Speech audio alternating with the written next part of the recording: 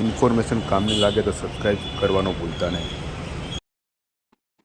આપણો ફોન લોક છે અત્યારે, છતાં પણ જે આ ઉપર નોટિફિકેશન છે તે આરામથી જોઈ શકાય છે. જોઈ શકો છો આપ. આ જ રીતે કોઈ પણ ઓટીપી આવેલો હોય તો પણ આ જ રીતે જોઈ શકાય છે. આ સેટિંગ્સ બંધ રાખવું જોઈએ, કારણ કે આ જગ્યાએ કોઈ ઓટીપી આવેલો હોય તો એ પણ કોઈ પણ વ્યક્તિ જોઈ. એના માટે તમારે જવાનું છે સેટિંગની અંદર. સેટિંગની અંદર ગયા બાદ આ નોટિફિકેશન બાર દેખાઈ રહ્યું છે, નોટિફિકેશન લખેલું છે, નોટિફિકેશન સ્ટેટસ બાર, એની ઉપર ક્લિક કરવાનું છે.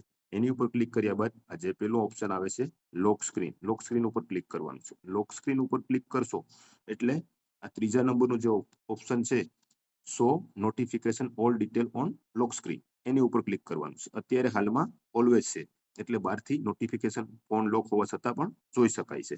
એની જગ્યાએ તમારે આ સેટિંગ આફ્ટર અનલોક કરવાનું છે. આફ્ટર અનલોકનું સેટિંગ કરશો અને ત્યારબાદ આ રીતે સેવ કરશો કે ફોન લોક કરી દેશો